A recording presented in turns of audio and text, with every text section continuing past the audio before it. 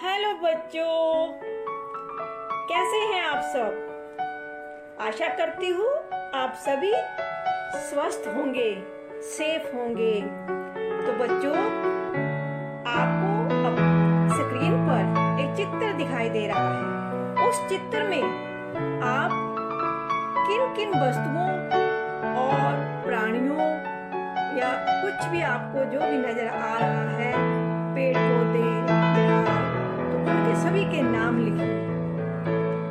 आप अपने पास अपने अपनी नोटबुक लीजिए और पेन भी लीजिए। उसकी सहायता से आप इन सभी के नाम लिखिए।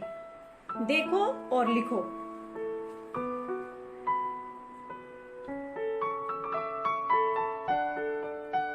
तो बच्चों, आपने नाम लिख लिए होंगे कि क्या क्या इस चित्र में आपको नजर आ रहा है। तो लिख लिए हैं? Yes ma'am. एक दो बोलकर बताइए, जैसे मुर्गी, बकरी, गाय, औरत, घर, बैलगाड़ी। तो आपको इन शब्दों से कुछ समझ में आया कि ये क्या है। कुछ वस्तुओं के नाम हैं और कुछ प्राणियों के नाम हैं।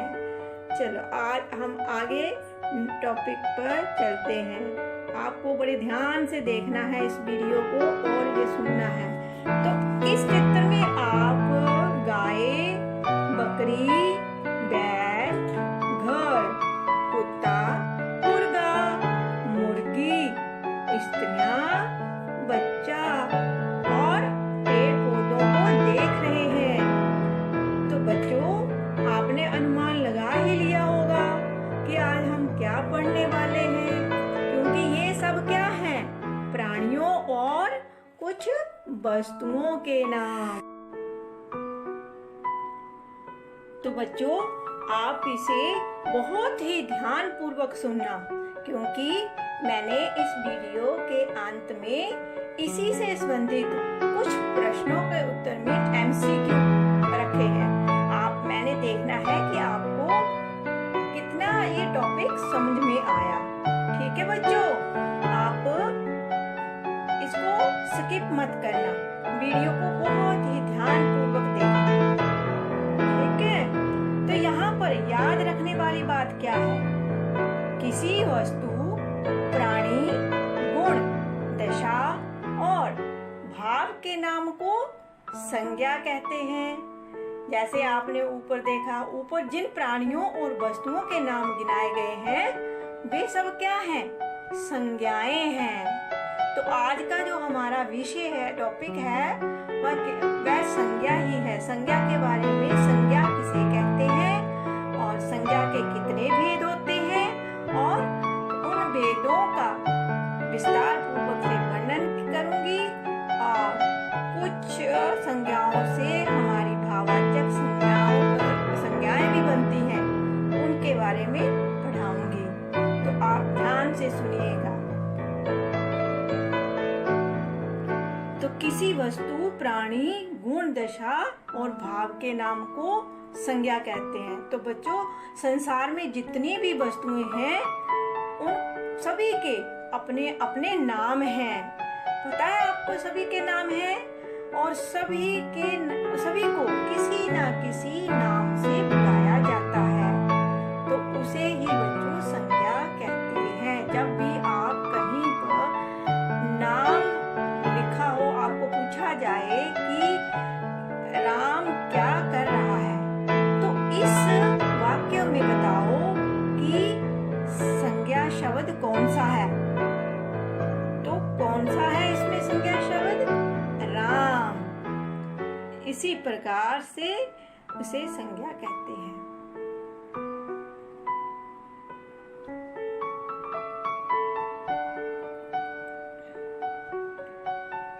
संज्ञा के भेद। बच्चों, संज्ञा के 3 भेद होते हैं। कौन कौन से? जातिवाचक संज्ञा, व्यक्तिवाचक संज्ञा, भाववाचक संज्ञा। मीन जैसे संसार में कई प्राणियों की जातियां हैं, समूह में पाए जाते हैं। जैसे एक आपकी कक्षा है, कक्षा में सारे विद्यार्थी इकट्ठे हैं तो वह एक ग्रुप है, ठीक है। और उसको क्या कहेंगे? जातिवाचक संज्ञा। जैसे हम कई बार पशुओं का ग्रुप देखते हैं या पक्षियों का ग्रुप देखते हैं, तो समूह में जो भी वस्तुएं होती हैं उन्हें क्या कहते हैं? जातिवाचक संज्ञा। व्यक्तिवाचक संज्ञा। व्यक्तिवाचक संज्ञा मीन किसी भी व्यक्ति का नाम या प्राणी का नाम, भाव, गुण, सभी के जो नाम होते हैं उन्हें क्या कहते हैं? व्यक्तिवाचक संज्ञा। और भाववाचक संज्ञा में क्या है? जैसे हम कभी रोते हैं, हंसते हैं या चिल्लाते हैं तो गुस्सा भी दिखाते हैं, तो ये सारे क्या हैं? हमारे भाव हैं। चलो आगे चलते हैं। अब इनका एक एक करके विस्तार पूर्वक वर्णन करते हैं, ठीक है बच्चों। तो संज्ञा के कितने भेद बताए? 3 भेद। अब हम आपको स्क्रीन में कुछ एलिफेंट का ग्रुप नजर आ रहा है, जैसे मैंने बताया कि पक्षियों का भी ग्रुप होता है या किताबों का एक ग्रुप नजर आ रहा है ना। तो उसी प्रकार जातिवाचक संज्ञा, जातिवाचक संज्ञा जातिवाचक संज्ञा की ये क्या है? परिभाषा। जिन संज्ञा शब्दों से एक ही प्रकार की सभी वस्तुओं और प्राणियों का बोध होता है उन्हें क्या कहते हैं? जातिवाचक संज्ञा कहते हैं। जैसे हाथी, तोता, पुस्तक, कुर्सी, लड़का, लड़की, अध्यापक, कॉपी, पेड़, पंखा, मकान आदि, ये सब जातिवाचक संज्ञाएं हैं। अब आप इस चित्र में देख रहे हैं कि एक स्थान है, स्थान का नाम है। फिर पंडित, यहाँ पर एक चित्र आदमी का है, वो कौन है? पंडित जवाहरलाल नेहरू। फिर हम किस देश में रहते हैं उसका मैप नजर आ रहा है, भारत। हमारे देश का नाम है भारत। और हमारा जो राष्ट्रीय फूल है क्या है? कमल। तो ये कुछ फेमस व्यक्ति और स्थान के नाम हैं। तो इसे क्या कहेंगे? व्यक्तिवाचक संज्ञा। जिन संज्ञा शब्दों से किसी विशेष व्यक्ति, वस्तु या स्थान का बोध होता है उन्हें व्यक्तिवाचक संज्ञा कहते हैं। जैसे आपका भी कोई ना कोई नाम है, जैसे ये लड़कियां हैं या लड़का है, तो आपके भी अपने अपने नाम है ना, आपके अपने नाम। तो उन्हीं नामों को व्यक्तिवाचक संज्ञा में रखा जाएगा। जैसे ताजमहल लखनऊ शहर है, मोहन एक लड़के का नाम, गंगा नदी का नाम, जवाहरलाल नेहरू कौन थे? एक आदमी थे या नेता थे, कमल और हिमालय आदि। तो ये थी व्यक्तिवाचक संज्ञाएं। अब इन चित्र में भी आप कुछ ना कुछ देख रहे हैं। क्या देख रहे हैं? कि एक बच्चा हंस रहा है, एक रो रहा है, तो एक प्यार से देख रहा है। तो यहाँ पर भाववाचक संज्ञा किसे कहते हैं?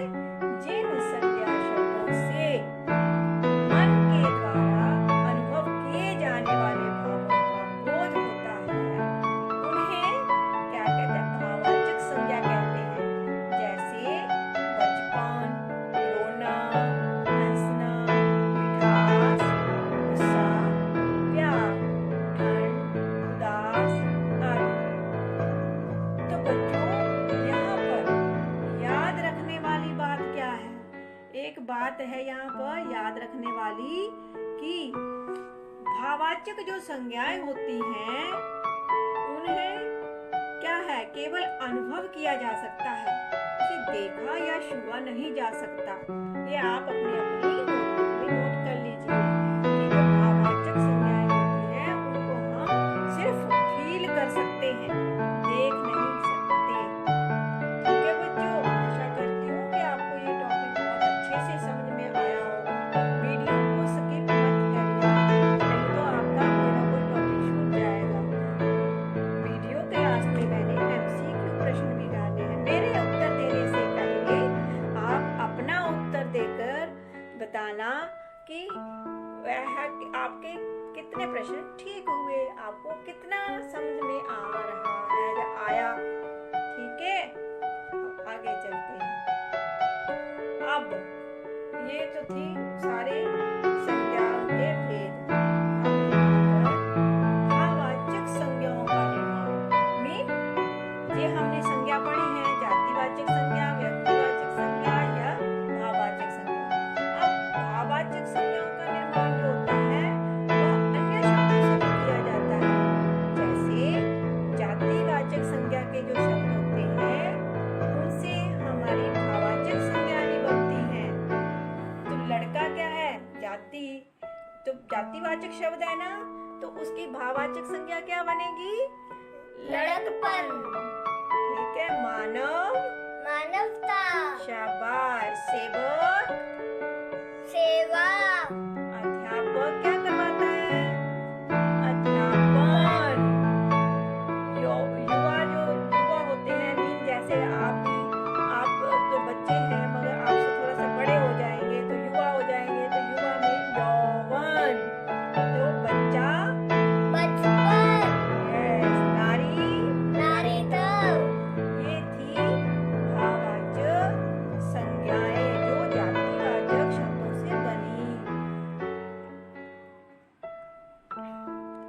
अब विशेषण से भी जो विशेषण शब्द होते हैं ना, उनसे भी कुछ भाववाचक संज्ञाएं बनती हैं। तो मैं आपसे ही पूछती हूँ कि विशेषण शब्द से जो भाववाचक संज्ञाएं बनती है ना, वो बहुत इजी होती है। अभी आप ही आंसर दोगे। जवान, जवानी। यस, वीर, वीरता। ठंडा, ठंड। कटु, कटुता। होता है कड़वा बोलना। तो उसका जो विशेषता है वो कटु है। कटु किसकी विशेषता है, कटु शब्द जो है विशेषण है, और उसकी जो भाववाचक संज्ञा बनती है वो कटुता है। हमें दिखाई नहीं देती, हम सिर्फ फील ही करते हैं ना। लंबा, लंबाई। लंबा जैसे हम लंबा शब्द जो है विशेषण है, तो लंबाई को तो हम देख नहीं सकते ना, फील ही करेंगे ना कि ये लंबा व्यक्ति है। मधुर, मधुरता। अच्छा, अच्छाई। कोई अच्छा लड़का है तो उसकी अच्छाई कैसे हम फील ही करेंगे ना, वो दिखाई तो नहीं देगी। तो ये भाववाचक संज्ञाएं बन रही है विशेषण शब्दों से। बुरा, बुराई। हाँ, मिठास। कायर, कायरता। शाबाश। अब सर्वनाम से भी कुछ भाववाचक संज्ञाएं बनती हैं। सर्वनाम शब्द होते हैं कुछ, जैसे वह है, ये तो सर्वनाम शब्द डेली यूज होते हैं। बट यहाँ पर कुछ जो शब्द हैं उनसे भी भाववाचक संज्ञाएं बनती हैं। तो वो कौन से हैं, अपना, अपनापन, या उसके प्लेस पर आप अपनत्व का भी प्रयोग कर सकते हैं। वो क्या है, भाववाचक संज्ञा। मम, ममता। ममता, और ममता के साथ एक और वर्ड भी आप यूज कर सकते हैं, ममता। ठीक है, आप, आपा। आपा, पराया, परायापन। निज, निजता। निज मीन अपना। निज शब्द का अर्थ होता है अपना, अपने आपके लिए प्रयोग किया जाता है। निज, निजता या निजत्व। ये थे कुछ सर्वनाम शब्द जिनका प्रयोग भाववाचक संज्ञा में बताया गया है। तो आपको ये अच्छे से समझ में आया होगा। तो कुछ क्रियाएं भी होती हैं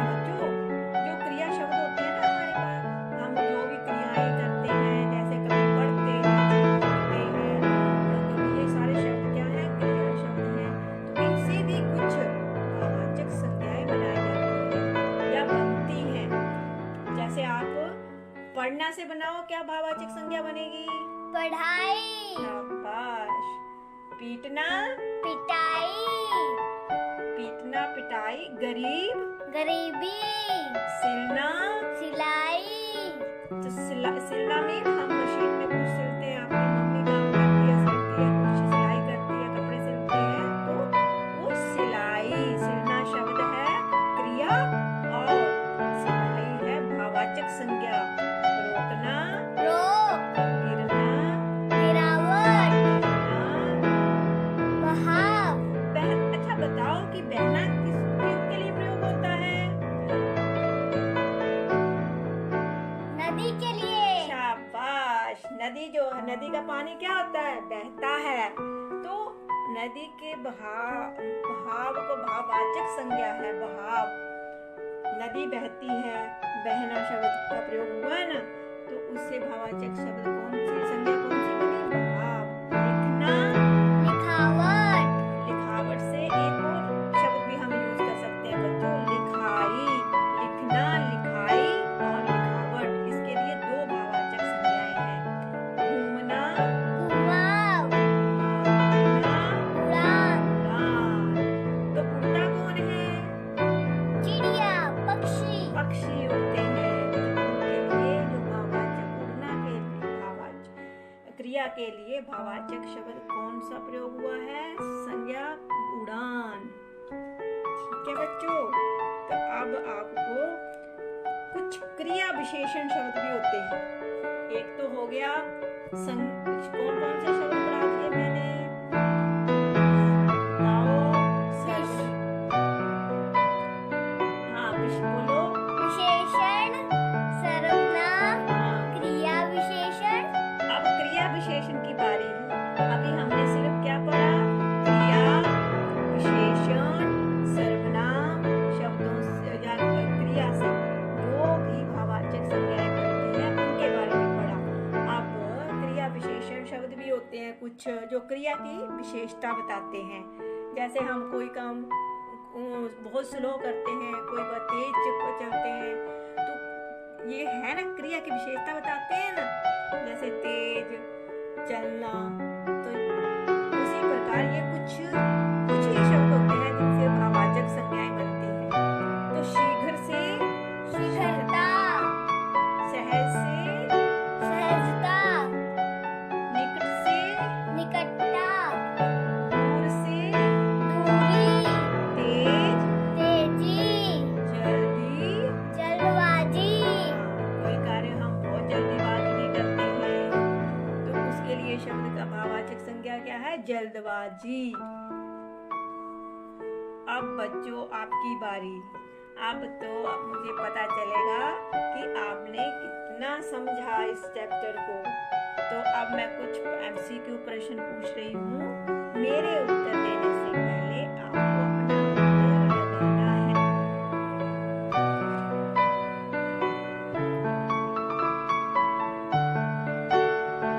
बच्चों, संज्ञा के कितने भेद होते हैं?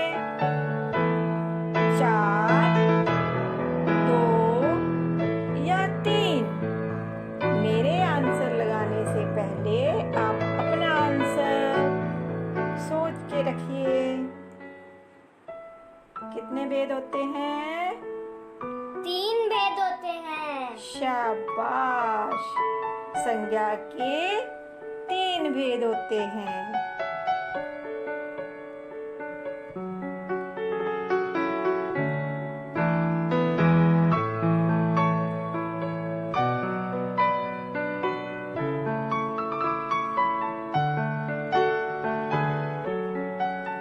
संसार में जितने भी नाम हैं उन्हें क्या कहते हैं? विशेषण, संज्ञा, सर्वनाम। जल्दी से मेरा आंसर देने से पहले उत्तर सोच के रखिए। संसार में जितने भी नाम हैं उन्हें क्या कहते हैं? तो क्या कहते हैं? संज्ञा। शाबाश, सही जवाब।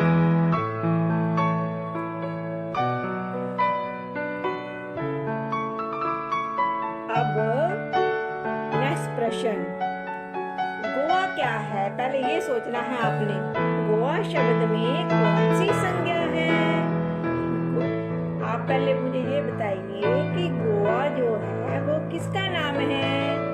आप अपने मन में सोचिए कि वो स्थान का नाम है या भाव का नाम है या किसी पशु पक्षी का नाम है। उसके बाद आपको इजी हो जाएगा बताना कि कौन सी संज्ञा है। गोवा शब्द में कौन सी संज्ञा है? व्यक्तिवाचक, भाववाचक, जातिवाचक। तो बच्चों, गोवा एक जगह का नाम है। जल्दी से उत्तर बताइए कि कौन सी संज्ञा है इसमें? व्यक्तिवाचक संज्ञा। यस, व्यक्तिवाचक संज्ञा, क्योंकि यहाँ पर स्थान का नाम है गोवा। नेक्स्ट प्रश्न।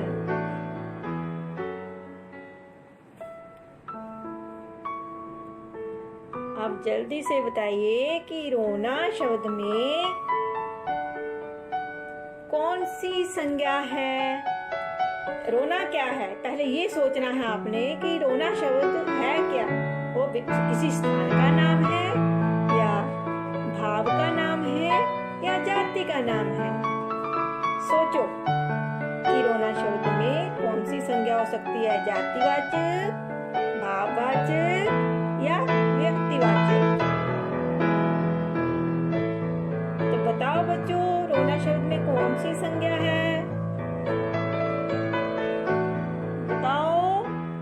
कौन सी संज्ञा है? भाववाचक संज्ञा। शाबाश, भाववाचक संज्ञा, सही जवाब। अब नेक्स्ट प्रश्न।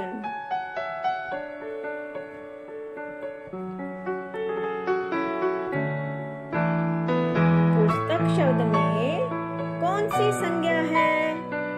जातिवाचक, भाववाचक या व्यक्तिवाचक।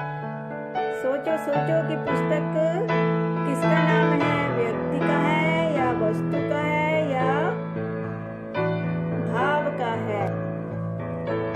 तो बच्चों, आप पुस्तक शब्द में कौन सी संज्ञा है, ये आपको मुझे कमेंट में बताना है कि ये कौन सी संज्ञा। इसका सही जवाब मैं कमेंट में दूंगी। सोचो और लिखो कि पुस्तक जो है क्या वस्तु का नाम है, जगह का नाम है या भाव का नाम है। उसके बाद आप अपना सही आंसर कमेंट में लिखना। ठीक है बच्चों, मैं इस प्रश्न का उत्तर आपको नेक्स्ट वीडियो में बताऊंगी। तब तक आप मुझे कमेंट में लिखना जरूर। ठीक है बच्चों, अगर आपको ये वीडियो पसंद आता है तो इसको लाइक, शेयर और सब्सक्राइब जरूर करना। अगर आप मेरे वीडियो पे नए हैं तो सब्सक्राइब का बटन भी जरूर प्रेस करना। धन्यवाद, बाय बाय।